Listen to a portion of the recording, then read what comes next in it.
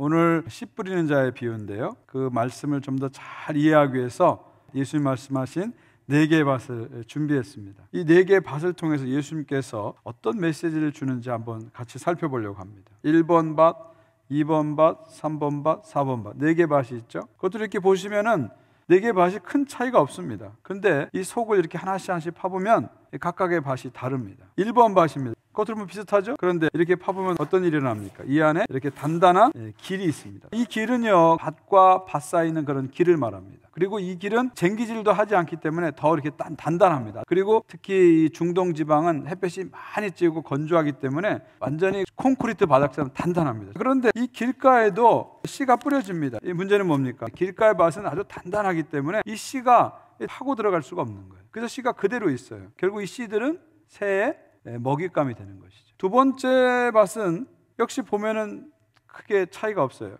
그런데 조금만 흙을 파보면은요, 이 밑에 돌이 있는 것을 볼 수가 있습니다.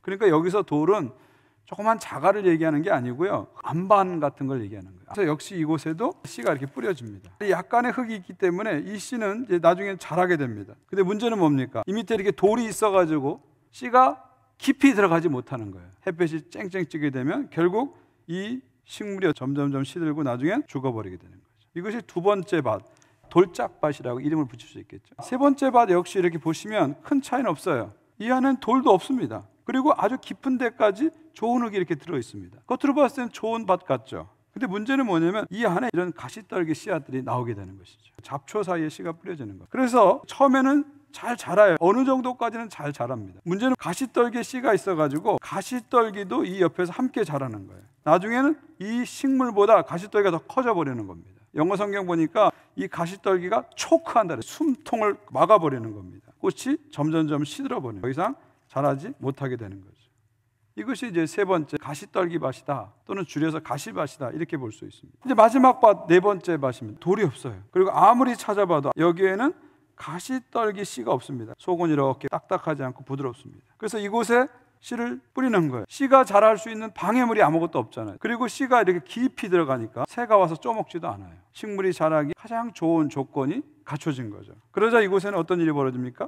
열매가 맺힙니다. 30배, 60배, 그 다음에 나중에는 100배까지 풍성한 열매를 맺게 되는 것입니다. 자, 예수님께서 이 이야기를 들려주신 다음에 나중에 제자들에게 이것의 의미가 무엇인지를 이제 설명해 줍니다. 첫 번째 밭이 1번 밭, 길가밭입니다. 이 길가는 사람들이 많이 밟고 다니는 겁니다. 이렇게 단단해요. 이 씨가 들어가지 못한다는 거죠. 결국 길가밭은 인간적인 마음으로 하나님 말씀을 받는 그런 상태를 말합니다. 다시 말하면 자기 마음 안에 자기 어떤 지식, 경험, 세상적인 가치관 단단하게 이렇게 들어있는 거예요. 말씀이 이걸 뚫지 못하는 거예요. 이런 상태에 있는 분들은 가장 먼저 할 일이 뭐냐면 이 단단한 이 내 생각, 내 경험, 내 가치관, 세상적인 가치관, 이걸 깨트리셔야 돼요. 그래서 하나님은 하나님이고 인간은 인간이란 이걸 절실하게 깨달으셔야 돼요. 성령의 불로 이 단단하고 강박한 이 길가가 한번 무너져야 됩니다. 마음의 교만이 한번 깨져야 됩니다. 그래야 그때부터 이제 말씀이 들어가는 거예요. 엄청난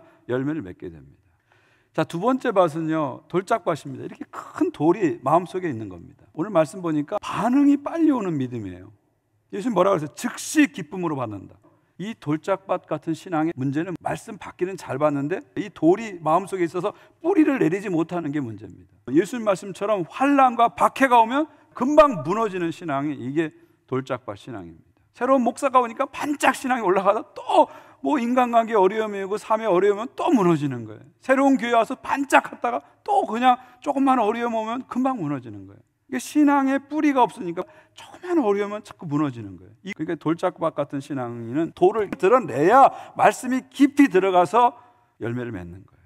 자, 세 번째 가시밭, 세 번째 밭입니다. 자, 말씀도 잘 받아요. 뿌리도 어느 정도 내려요. 근데 문제는 주변에 뽑아낼 것을 못 뽑아내고 사는 거예요. 이게 이제 가시떨기 신앙의 문제예요. 그러면 우리의 신앙 성장을 방해하는 가시떨기는 어떤 게 있을까요? 9절 말씀 보니까 예수님 세 가지 얘기하십니다. 하나는 세상 염려, 두 번째는 재물에 대한 유혹, 세 번째는 기타 욕심. 세 가지 얘기하십니다. 첫 번째 예수님 말씀하신 가시떨기는 염려입니다. 여러분, 염려라는 것은 나쁜 생각 아니잖아요. 또 더러운 생각도 아니잖아요. 우리가 늘 하는 생각입니다. 그래서 우리는 염려가 큰 문제가 없다고 생각합니다. 근데 예수님의 생각은 다릅니다. 예수님은 우리가 지나치게 세상 염려를 하게 되면 이 세상 염려가 가시떨기가 돼서 우리의 영적 성장을 막는다고 말씀하십니다. 이 세상 염려가 초킹하는 거, 우리의 믿음의 숨통을 조인다, 영혼의 목줄을 조인다, 그런 얘기입니다. 그러니까 세상 염려가 그만큼 무섭다는 거예요. 두 번째 가시떨기는 재물의 유혹이라고 그랬어요.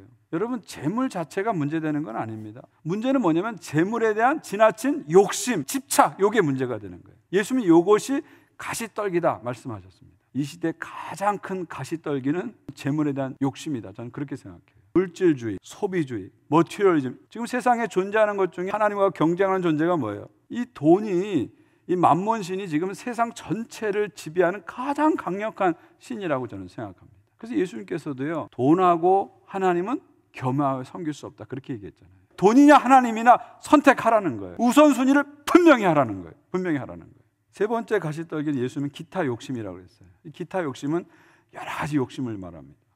예를 들면 쾌락에 대한 욕심, 취미, 재미, 또 권력에 대한 욕심, 자식에 대한 것, 이것도 지나치면 욕심입니다. 이런 욕심들이 마음에 가득하게 되면 이 하나님이 안 보이는 겁니다. 욕심이란 가시떨기를 뽑아내셔야 됩니다. 특별히 오늘날에는 이 삶의 재미, 취미, 이런 것들이 너무 욕심이 돼가지고 하나님 말씀을 깊이 받지 못하는 신앙인들이 의외로 많습니다. 물론 여러분, 인생을 살다 보면요, 항상 의미만 갖고 살 수 없어요. 재미가 있어야 돼요. 저는 인생을 행복하게 사는 비결은 의미와 재미의 균형에 있다. 근데 어떤 분들은 너무 재미를 추구해서 너무 취미에 몰두하고 너무 친구를 좋아해서 말씀 볼 시간을 못 갖는 분들이 있어요.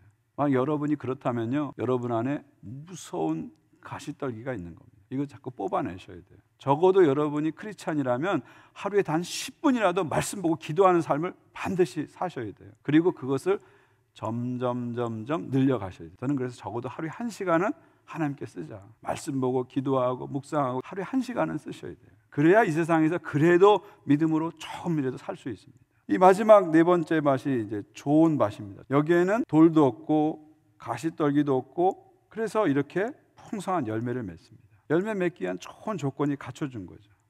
그러니까 좋은 밭은 마음에 있는 자기 생각, 자기 가치관, 자기 경험, 이런 것들을 제거한 거예요. 그리고 자꾸 나를 방해하는 것들을 적절하게 정리한 겁니다. 그리고 가지치기를 잘하는 거예요. 이것저것 하는 게 아니라 중요한 것을 중심으로 해서 가지치기를 잘하는 상태예요. 그러니까 이런 사람은 이렇게 풍성한 열매를 맺게 되죠.